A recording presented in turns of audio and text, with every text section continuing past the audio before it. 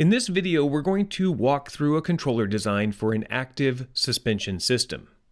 Actually, we're going to design two controllers. For the first, we'll use H-infinity synthesis to design a controller for a nominal plant model that will guarantee performance, but not necessarily be robust to variation in the system. Then we'll build an uncertain model, like we did in the last video, and design a robust controller using mu synthesis. I think it'll be pretty interesting, so I hope you stick around for it. I'm Brian, and welcome to a MATLAB Tech Talk. When a car hits a road bump, the tire absorbs some of that impact and compresses a little bit, and then it forces the whole wheel assembly up. This force transfers through the suspension and causes the body of the car to bounce. For a suspension system, we're usually interested in things like how the vehicle performs and how comfortable the ride is when it hits that bump. Now, with an active suspension system, alongside the passive springs and damping mechanisms, there's a hydraulic actuator that can inject forces into the system to fine-tune the performance and comfort that we desire. And we can approximate this system with the following model. We treat the flexing of the tire as a spring, the tire assembly as a mass, which is then connected to the body mass through a spring damper system that represents the passive suspension components, and a hydraulic actuator that we treat as an input force. With this simplified model of the plant, we can design a feedback controller, K, that will take in some measurements, which we'll call V, and produce the controlled variables, U. For our system, we have one controlled variable, which is the hydraulic force that's being requested, and we'll use two measurements, vehicle body acceleration, AB, and suspension travel, SD. Suspension travel is how compressed or expanded the suspension is. So this is our feedback control problem. Now let's get into how we design the controller for it. And like I said, we're going to start with H-infinity synthesis. To understand conceptually what H-infinity and eventually mu synthesis is doing for us, we need to expand this block diagram. In addition to the controller input, we also have external inputs into the system that come from sources like disturbances and noise and even reference signals. We'll call these W. And there's other outputs that we have to look at as well. These are the error signals that give us a sense of how well the system is performing. These outputs can be signals that are measured on the real system, or they can be virtual, in the sense that we just use them temporarily in the model to design the controller, but we don't need them on the real system. We'll call these error signals Z. Let's say that our plant has a single external input that we care about, and that's the disturbance that comes from when we hit a bump in the road. And there are three error signals that we want to use to define performance. There's the body acceleration, suspension travel, and the requested actuator force. So here's the whole design problem in a nutshell. We want a controller that minimizes the error signals when a disturbance enters the system. And we can think of it this way. When the car hits a bump, there's a disturbance, and that disturbance is amplified in some way through the tire and the springs and the dampers, and moves the car up and down, and stretches and compresses the suspension. The controller can modify how this disturbance impacts these signals by driving the actuator. The goal is to drive the actuator such that the amplification of the disturbance is minimized, and in the process uses the least amount of actuator force possible. And that's exactly what H-infinity synthesis is doing for us. It's an optimization process that calculates the controller that minimizes the gain between W and Z. However, as a designer, you might not want each signal to be treated equally in this optimization problem. Therefore, we can manipulate the signals within the model by adding weighting factors to W and Z to set the importance of individual signals. For example, we may lower the actuator weighting factor if we're not as concerned about actuator energy as we are about body acceleration. Or we may increase the weight if we want to drive the actuator less because we're more concerned about extending its life.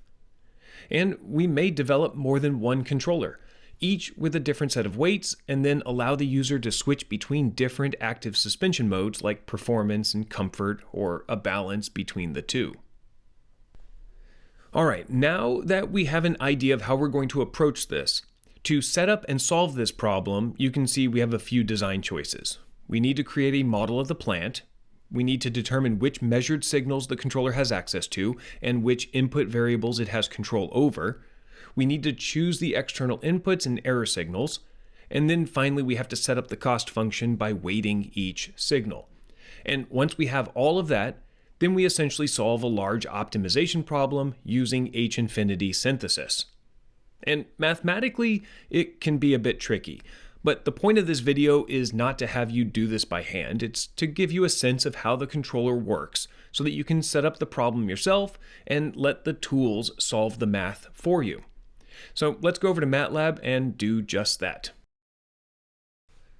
For the most part, this script follows along with the MathWorks example, robust control of an active suspension. But I modified it a bit for this video, and I'd recommend checking out the original example yourself if you want to dive into how to set all of this up and practice it yourself. And this is going to look at first like a lot of confusing code, but I promise that the gist of this script is exactly what we just walked through. We start by setting up a model of the plant, which is the spring mass damper representation of the quarter car suspension. And at the moment, we'll assume that this model is perfect, and there are no uncertainties in our dynamics. And we're going to come back to this assumption in just a bit. Another thing to note here is that we're modeling the hydraulic actuator as a first-order system. This means that the controller requests a force U, but the actual force that the actuator generates, Fs, depends on its dynamics.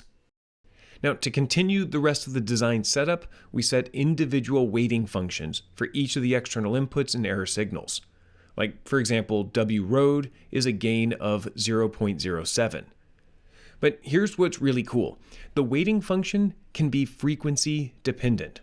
So in this case, we're putting a high-pass filter on the actuator signal, and this is going to penalize high-frequency controller commands more than low-frequency, and therefore gives us a way to limit the control bandwidth.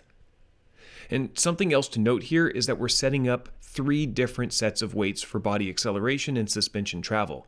This is how we can differentiate between performance mode and comfort mode and balanced mode. And going forward, we're actually going to solve for 3 different controllers, one for each of these gain sets. Now we connect each of these blocks to create a single open loop model. This model includes the suspension dynamics and the actuator dynamics and the weighting functions. And this open loop function is called QCAR-IC. All right, with the design problem set up, we can build the controller with the H-infinity synthesis command. And it's pretty simple. It's a single command where we pass it the open loop function and tell it which signals the controller has access to. But keep in mind that what's going on behind the scenes is that it's solving an optimization problem by finding the controller, K, that minimizes the energy transfer from the external inputs to the error signals. And actually it's doing it 3 times, one for each gain set. So what we're left with is a controller that takes in 2 measured signals, suspension travel and body acceleration, and it outputs the actuator command U. Let's take a look at these controllers in action by simulating the response to a 5 centimeter road bump. I built the closed loop system with the H-infinity controllers, and here I'm running a 1-second simulation for 4 different configurations: the uncontrolled system, and the comfort, balanced, and performance profiles. And check this out. The green line is the 5 centimeter road bump, the input, and the blue line is the open loop response. This is how the system would behave if all we had were the passive suspension components. But with the closed loop controller, we have the comfort profile, where the bump is damped out nicely like you're floating on a cloud, and we have the performance profile that damps out quickly and you can really feel the road, and the balanced is somewhere in between the two. So this is all well and good, except that these controllers were designed using an imperfect model. We know that the suspension system is more complex than a simple spring mass damper system. And there's also 4 wheels interacting with each other. And there's noise in the sensors, and the actuator dynamics might vary, among other things. So the question we keep asking ourselves in this series is, how does this system handle variation? Well, let's just look at the effects of an uncertain actuator. Here I'm varying the nominal actuator dynamics with some frequency-dependent uncertainty. And then I'll rebuild the open loop model with this uncertain actuator. So everything is the same as before, just now our plant is modeled with uncertainty.